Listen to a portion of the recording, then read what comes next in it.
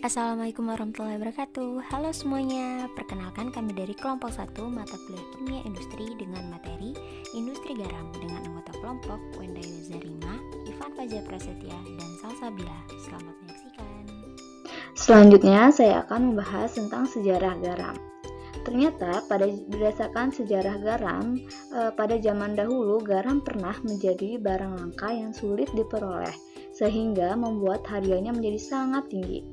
Nilai komoditas yang tinggi yang terkandung di dalam garam membuatnya mampu menjadi mata uang di beberapa negara. Nah, jauh sebelum masa di mana garam hanya digunakan sebagai bumbu dapur, komoditas tersebut bernilai sangat tinggi. Harganya mampu melampaui perak, berlian, dan emas pada masa budaya kuno. Fungsinya yang juga terkenal untuk mengawetkan daging dan ikan semakin menambah tinggi nilainya. Selanjutnya, saya akan membahas tentang pentingnya industri garam. Industri garam memegang peranan penting dalam ekonomi. Industri makanan dan minuman misalnya yang membutuhkan garam rata-rata per tahunnya sebesar 509,6 ribu ton per tahun. Hal itu disebabkan karena garam merupakan bahan baku yang sangat esensial dalam proses produksi industri makanan dan minuman. Selain industri garam banyak digunakan untuk industri makanan, garam industri juga banyak digunakan sebagai bahan baku di berbagai macam industri, seperti industri farmasi, pengawetan, dan tekstil. Jenis-jenisnya yaitu contohnya pada industri farmasi sebagai bahan baku obat-obatan, sebagai bahan pembuat sampo, pada industri pengawet sebagai pembuat pengawet makanan dan ikan, pada industri tekstil sebagai pewarna pakaian. Selanjutnya yaitu bahan baku industri garam. Bahan baku industri garam yang pertama yaitu air laut. Sebesar 40% produksi garam dunia berasal dari air laut. Air laut memiliki kadar garam karena bumi dipenuhi dengan garam mineral yang terdapat di dalam batu-batuan dan tanah. Contohnya yaitu natrium, kalium, kalsium, dan lain-lain. Apabila air sungai mengalir ke lautan, air tersebut membawa garam. Air laut memiliki kadar garam rata-rata 3,5%. Bahan baku industri garam selanjutnya yaitu batuan garam atau yang dapat disebut rock salt. Rock salt adalah batuan sedimen kimia yang terbentuk dari penguapan air garam danau atau laut. Hal ini jarang ditemukan di permukaan bumi, kecuali di daerah-daerah iklim yang sangat kering. Batuan garam juga sering digunakan di industri kimia atau perawatan jalanan musim dingin. Untuk gambar batuan garam seperti yang ada pada layar kalian. Bahan baku selanjutnya yaitu ada brine solution. Brine solution atau larutan garam didapatkan dari kristal garam yang terdapat di bawah lapisan bumi. Perubahan permukaan bumi yang terus-menerus terjadi menyebabkan air laut terperangkap pada tengah-tengah daratan. Dengan adanya sinar matahari, maka air laut tersebut berubah menjadi kristal garam. Kemudian berjuta-juta tahun kristal garam tertutupi oleh lapisan tanah akibat pergerakan lempengan bumi. Bahan baku selanjutnya yaitu air danau asin. Produksi garam dunia yang berasal dari air danau asin menyumbang sebesar 20% dari total produksi dunia. Negara produsen garam yang berasal dari air danau asin antara lain Yordania yaitu Laut Mati, Amerika Serikat yaitu Great Salt Lake, RRT, dan terdapat beberapa daerah di Australia. Dan pada layar Anda terdapat salah satu contoh dari danau asin yaitu yang terdapat di Amerika Serikat yang bernama Great Salt Lake. Proses pembuatan garam dengan penguapan oleh sinar matahari. Garam yang berasal dari air laut dilakukan dengan penguapan menggunakan sinar matahari, di mana garam yang berasal dari air laut, proses pembuatannya dengan penguapan sinar matahari disebut dengan kristalisasi, yaitu cara memisahkan campuran atau zat terlarut dari pelarutannya menggunakan pemanasan atau penyerapan kalor berdasarkan dirinya. Bisa kita lihat di mana metode sistematisnya pada gambar berikut. Dengan secara umum, alur proses pembuatan garam secara tradisional yaitu dengan petakan atau kristalisasi yang meliputi saluran air muda atau caren. Saluran air muda atau caren berfungsi mengangkut air laut dari laut menuju lahan garam.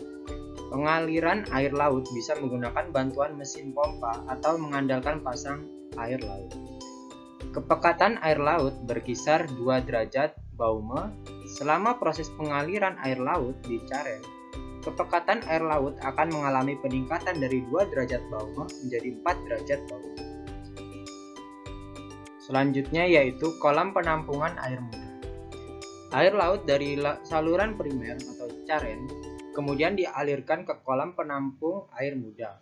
Luas kolam penampung air muda ini sekitar 25% dari total luas lahan garam. Air muda yang tersimpan di kolam penampungan diendapkan selama 7-10 hari dengan ketinggian air kurang lebih 1 meter. Selama proses ini, kepekatan air akan meningkat dari 4 derajat Baume menjadi 7 derajat Baume dengan panas normal. Selain sebagai kolam penampung, kolam ini juga berfungsi untuk mengendapkan kotoran yang terbawa oleh air laut.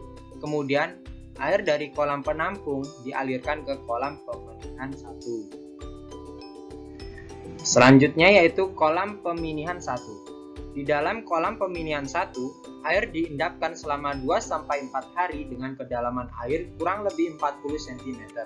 Selama proses penuaan air di dalam kolam peminihan 1, air mengalami penguapan sehingga terjadi peningkatan kepekatan dari 7 derajat Baume menjadi 10 derajat Baume. Luas kolam peminihan 1 sekitar 10% dari luas lahan garam. Selanjutnya ada kolam peminihan 2. Di dalam kolam peminihan 2, air diendapkan selama 2-4 hari dengan kedalaman air kurang lebih 30 cm. Selama proses penuaan air di dalam kolam peminihan 2, air mengalami penguapan sehingga terjadi peningkatan kepekatan dari 10 derajat Baume menjadi 12-14 derajat Baume. Luas kolam peminihan 2 sekitar 10% dari luas lahan garam. Selanjutnya yaitu kolam peminihan 3. Di dalam kolam peminihan 3, air diendapkan selama 2-4 hari dengan kedalaman air kurang lebih 20 cm. Selama proses penuaan air di dalam peminihan 3, air mengalami penguapan sehingga terjadi peningkatan kepekatan dari 12-14 derajat Baume menjadi 16-18 derajat Baume. Luas kolam peminihan 3 sekitar 10% dari luas lahan garam. Selanjutnya ada kolam peminihan 4. Di dalam kolam peminihan 4, air diendapkan selama 2-4 hari dengan kedalaman air kurang lebih 10 cm. Luas kolam peminihan 4 sekitar 10% dari luas lahan garam.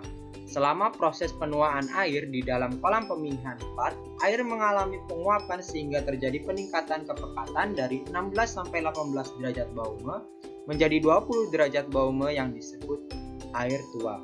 Setelah kepekatan dianggap mencukupi menjadi air tua atau 20 derajat Baume, maka air tua tersebut dilepas ke meja kristal.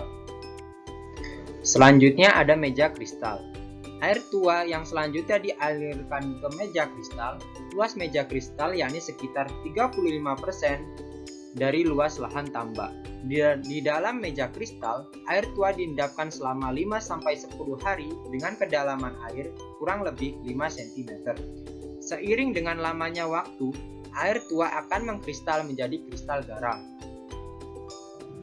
Yang selanjutnya itu ada panen.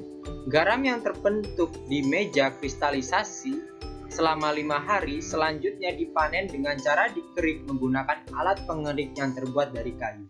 Garam hasil panen kemudian dimasukkan ke dalam karung dan selanjutnya diangkut ke gudang penyimpanan. Cara pengambilan brine solution yang ada dalam tanah. Brine solution atau air garam diambil dengan cara 2 buah pipa, di mana pipa yang kecil dimasukkan ke dalam pipa yang besar, kemudian ke dalam tanah sampai ke batuan garam. air diinjeksikan ke dalam tanah melalui pipa yang lebih besar. Air tersebut kemudian melarutkan garam yang ada dan kemudian larutan garam tersebut kembali ke permukaan tanah melalui pipa yang kecil. Larutan garam tersebut akan jenuh dengan waktu tinggal kurang lebih 14 bulan. Pada saat itu, konsentrasi garam kurang lebih 26-27%. Bisa kita lihat pada gambar, di mana di situ terdapat gambar mengenai cara pengambilan brine solution yang ada dalam tanah. Bisa kita lihat pada gambar di sini, yang pertama yaitu yang di atas, di mana batuan garam hasil dry mining atau larutan garam dari solution mining akan melalui proses pemurnian tergantung dari tingkat kemurnian dan keperluannya. Proses pemurnian ini tentu saja tergantung dari zat-zat pengotor yang ada. Caranya adalah dengan menambah senyawa-senyawa tertentu dan bereaksi dengan senyawa-senyawa pengotor tersebut. Senyawa-senyawa hasil reaksi ini memiliki kelarutan yang rendah atau bahkan menjadi solid, sehingga mengalami sedimentasi. Sedimen-sedimen ini dapat dibuang dengan minimalkan pembuangan larutan garam atau brine. Setelah dimurnikan, larutan garam tersebut hanya mengandung ion Na+ dan Cl- dan senyawa lain dalam jumlah yang sedikit dan diperbolehkan. Larutan garam ini pun kemudian diuapkan airnya melalui unit-unit evaporasi.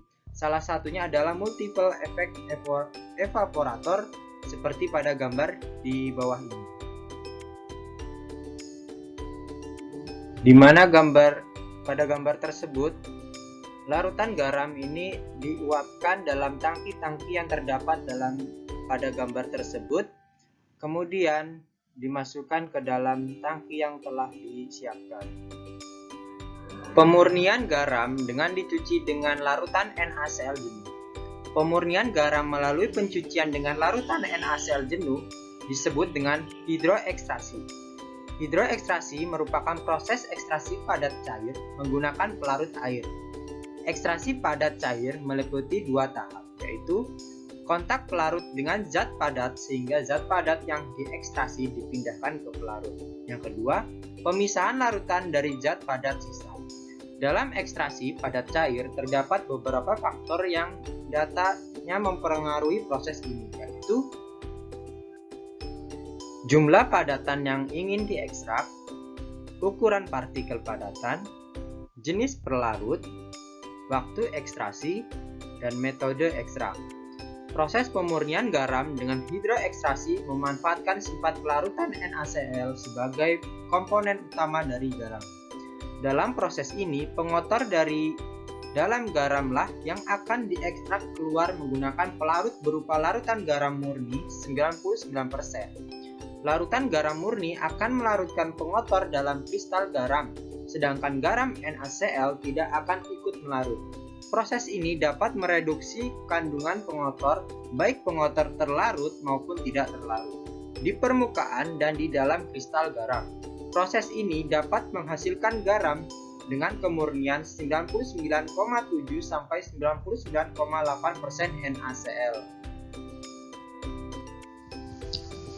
Selanjutnya yaitu contoh penggunaan garam selain untuk bumbu masak dan bahan baku industri. Yang pertama yaitu natrium klorida atau garam dapur. Natrium klorida merupakan bahan baku dasar untuk bermacam-macam bahan kimia.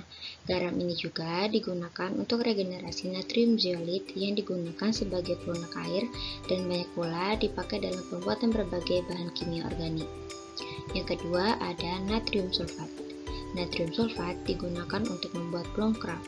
Kerak garam sesudah direduksi menjadi natrium sulfida atau sesudah dihidrolisis menjadi kaustik digunakan sebagai bahan penolong untuk mencerna kapur plum dan melarutkan lignin.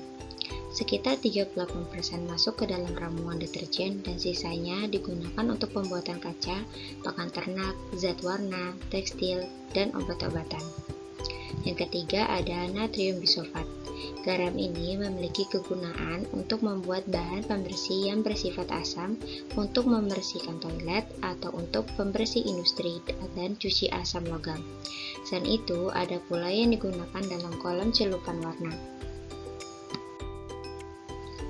Karbonisasi wol dan berbagai proses kimia. Selanjutnya yaitu natrium bisulfit. Natrium bisulfit ini adalah garam yang digunakan sebagai bahan farmasi atau bahan pengawetan makanan. Yang kelima ada natrium sulfit. Nah, garam ini memiliki kegunaan untuk pemutihan wol dan sutra sebagai anti klor sesudah pemutihan benang tenun, tekstil, dan kertas, pengawetan bahan makanan. Yang keenam ada natrium hidrosulfit. Nah, garam ini memiliki kegunaan sebagai bahan kimia dalam industri celup warna dan cetak. Selanjutnya ada garam natrium sulfida. Nah, garam ini memiliki kegunaan sebagai bahan produksi dalam pembuatan senyawa amino dan dalam pembuatan zat warna. Selanjutnya ada natrium hidrosulfida. Garam ini memiliki kegunaan sebagai flotasi biji, pengolahan zat warna, perontok bulu kulit, pembuatan rayon dan bahan kimia organik, serta industri metalurgi. Garam natrium peroksida atau Na2O2. Nah, natrium peroksida ini digunakan sebagai oksidator kuat dan digunakan dalam pemutihan wol sutra dan barang-barang tekstil halus serta dalam mensintesis kimia. Contoh garam selanjutnya yaitu natrium tiosulfat. Nah, natrium tiosulfat ini yaitu digunakan yang pertama untuk anti klor sesudah proses pemutihan bahan-bahan selulosa. Yang kedua, sumber sulfur dioksida dalam pemutihan eol, minyak, dan gading. Ketiga, dalam pemotretan, zat ini digunakan untuk melarutkan senyawa perak halogen yang tidak mengalami perubahan dari negatif dan hasil cetak. Yang keempat, ada pengawet terhadap terjadinya fermentasi dalam pewarnaan. Selanjutnya ada natrium nitrit. Nah, garam ini memiliki kegunaan untuk diazotisasi amina dalam pembuatan zat warna ozo. Nah, pengolahan daging sebagai bahan pengawet untuk mencegah terjadinya botulisme bila dicampur dengan natrium nitrat dapat digunakan dalam pengolahan logam, pemutihan bahan serat, fotografi, dan obat-obat serta flotasi biji, pengolahan zat warna, perontok bulu kulit, pembuatan rayon, dan bahan kimia organik serta industri metalurgi. Garam ini memiliki kegunaan untuk pembuatan sabun dan deterjen, pigmen dan adhesif, pembersihan logam, pengolahan air, dan pengolahan kertas. Selanjutnya yaitu ada garam natrium perborat atau NaBO3. Nah, natrium perborat biasanya digunakan di bidang kedokteran, terutama kedokteran gigi. Natrium perborat disarankan sebagai bahan kumur-kumur karena memiliki sifat oksidasi dan pembersihan. Selain sebagai pengoksidasi, senyawa ini juga digunakan dalam bidang tekstil. Nah, selanjutnya ada natrium amida atau NaNH2. Nah, natrium amida ini merupakan zat dehidrasi yang kuat sehingga digunakan untuk sintesis indigo dan dalam pembuatan hidrozina murni.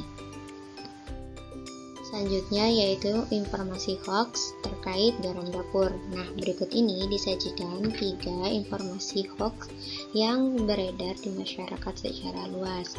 Yang pertama yaitu garam dapur dapat mengusir ular. Nah, banyak beredar informasi bahwa garam dapat mengusir ular. Saat ular diletakkan pada tengah lingkaran yang telah ditaburi garam, reaksi ular tersebut dengan tiba-tiba melarikan diri seperti ketakutan, dan hal tersebut sudah lama dipercaya oleh masyarakat karena orang zaman dahulu menabur garam untuk mengusir ular, tetapi cara mereka adalah disertai dengan doa. Jadi garam hanyalah medianya saja. Nah, untuk penjelasan lebih lanjutnya, yaitu garam tidak terlalu efektif digunakan untuk mengusir ular. Ular tidak suka dengan wangi yang menyengat, jadi lebih efektif menggunakan camphor atau kapur barus. Bisa juga dengan keset dari icuk karena teksturnya yang tajam. Hewan yang takut dengan garam itu hewan berlendir seperti lintah dan siput, sedangkan ular itu merupakan hewan yang bersisik.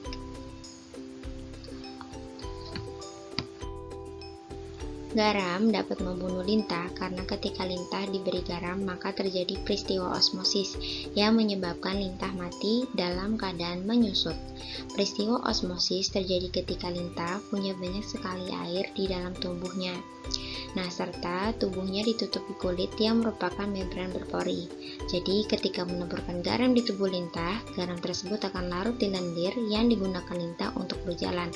Akhirnya, jadilah sebuah larutan garam. yang mana konsentrasi larutan garam di luar tubuh lintah lebih tinggi ketimbang di dalam tubuh lintah.